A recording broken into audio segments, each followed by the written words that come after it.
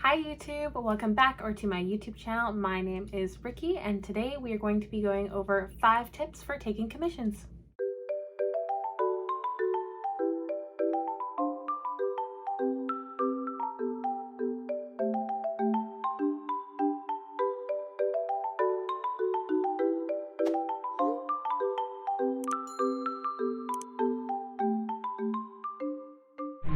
Firstly, before we get into today's video, a couple of things. One, soon I will be having a giveaway because we reached 1K, and as promised throughout this entire time, I said I would have a physical giveaway available once we reached 1K. I still have a ways to go when it comes to watch hours for monetization, but just having 1K subscribers is nuts. I can like make posts now. Yeah, so let me know if there's anything else that we should do for 1K as a special celebration. But overall, I wanted to do a nice little giveaway. This will include physical items, which I already have, but I'm not announcing today, so be sure to subscribe and stay tuned. Secondly, as always, we always start the YouTube videos with the comment of the week. If you don't know what the comment of the week is, every week I go back and I look at the last video that we did and I see who left a comment. I'm still really small, so usually it's about 2 to 3 comments, but I love you guys. You guys are amazing. It's usually the same people, which is really cool to see, honestly. People who come back and watch my videos, it's like, whoa, why? Why are you here? So I'm really thankful. So I like to do that comment of the week. This one goes to the lovely Kitchen Cat, and they said something that I thought was just amazing. So if you know me, whether it be on stream or in videos, I have this weird thing that I do where if you've been watching a video for a while or whatever, so I can like prove that you're here, or like if I'm streaming and I'm like, can you hear me? Say this. I use the word onion. And I don't know why. That started a long time ago when I was streaming on Twitch, which I will be going back to. Stay tuned for that update. So kind of weird, but here's what Kitchen Cat said. You didn't say it, but onion. I absolutely adore the series already. I love little art unboxings. The fact that you're buying and promoting art is just so chef's kiss. Gosh darn, you're so great. That was so cute, buying that bookmark for your sister. And look at the little ad coming out to say hi. Okay, so a couple of things, because this is just so nice. Firstly, this video was for Acorn and Crow Small Business Review. I bought some of their products. I love them so much. I literally have already used a bunch of them.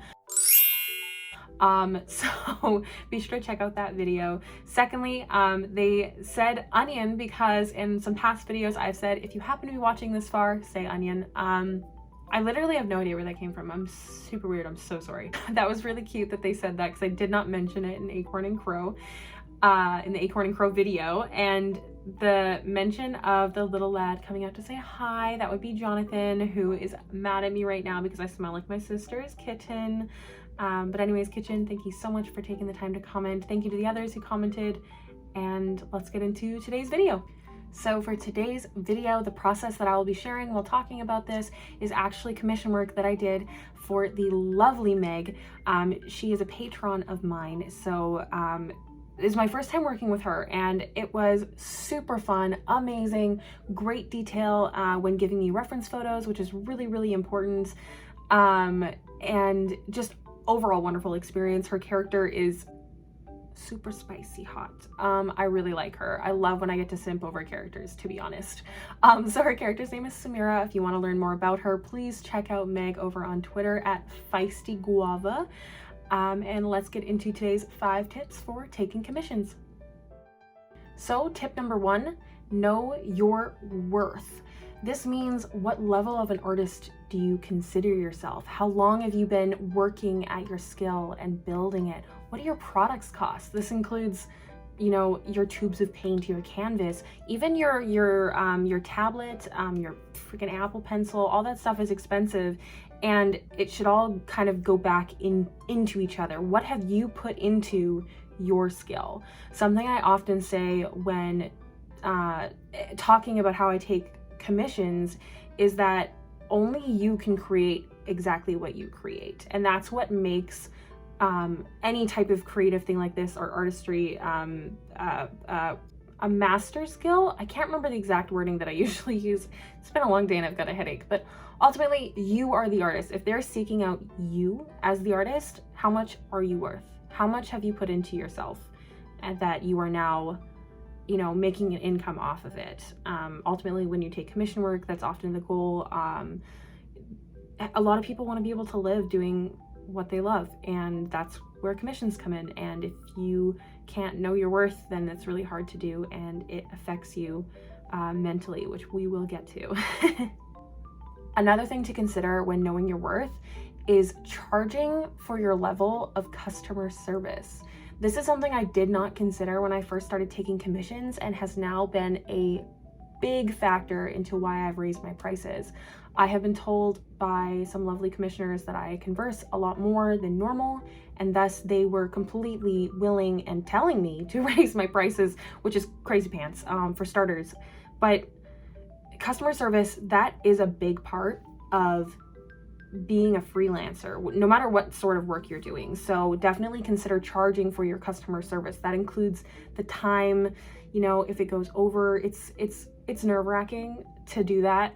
So I like to put a customer service fee into the base price. So just consider it. Talking to people is hard. Big part, customer service. Get charged for that, because you could get stuck with one person who talks to you for 5 minutes about their character and that's all they're going to give you. But you could also get stuck with someone who's going to talk to you for, I shouldn't say stuck to someone because I personally love this, but you can get with someone who's going to talk to you for days about their character. And some people, that's a lot of communicating. And I know a lot of us artists, we are not always social butterflies. So consider your worth, consider your time. My second tip today is know your speed. One thing that I find incredibly helpful with picking prices is knowing approximately how long art takes me, the type of art. This is why when people are like, oh, how do you grow as an artist? And you say practice, and you're like, BS, it's not.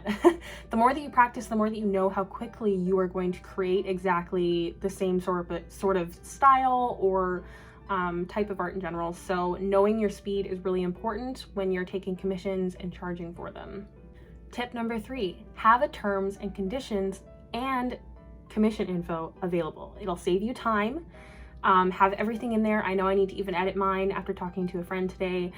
Having everything there and sending people there first will help you with that customer service aspect of it.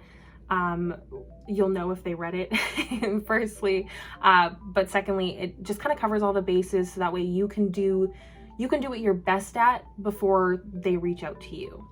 Tip number 4 is be able to reproduce similar product and style. This very much has to do with knowing your speed, but ultimately one issue I find that I did and a lot of artists do is they start taking commissions when they're still what I like to call baby artists, and you are still experimenting and you're not sure how to create many things, and you're not sure how to, you know, just generally draw the same each and every time. This is really important when you're taking commissions, because people will usually, if they're paying you the amount that you should be getting paid, they're reaching out to you because they like what you do and they're willing to pay for that. So you have to be able to reproduce similar art and style and all that stuff. It's very helpful when you're charging. Another thing with tip number 4 is knowing how to fix mistakes. This is something I only recently in 2021 kind of figured out how to do, and it has helped so much. Like, I don't know if you guys know the clone feature on Procreate, but say someone's like, oh, you know, I don't like this freckle here, or, you know, the color of that looks weird. Knowing how to fix that and adjust it without having to completely redo it is incredibly helpful. If you would like a little tip video about that, I don't really feel that that's a full-on tutorial. It's more Procreate based or most digital art based, so I wouldn't mind doing that on a YouTube video, so let me know, but it's definitely helpful to know how to fix your mistakes. My 5th and final tip is know yourself. Mental health and how dealing with people and dealing with a timeline and all that kind of stuff is really, really important.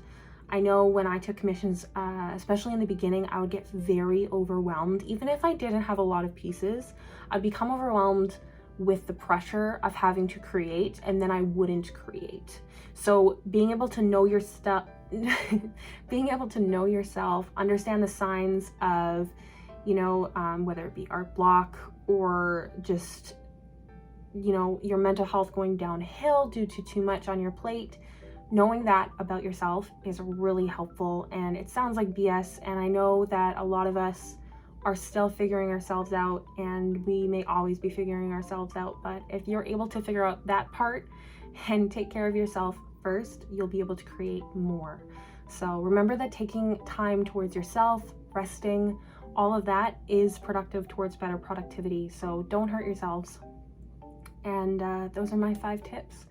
Ultimately, commissions can be scary, and having a lot of these things prepared can help your brain, can help your creative drive, and it can help, you know, your wallet if you're charging commissions. So ultimately what it comes down to is take care of yourself. I love you guys. I hope you enjoyed the video. I hope you like this spicy character made by FiestyGuava named Samira, and I hope you all have a lovely day. I will see you in the next one. Bye!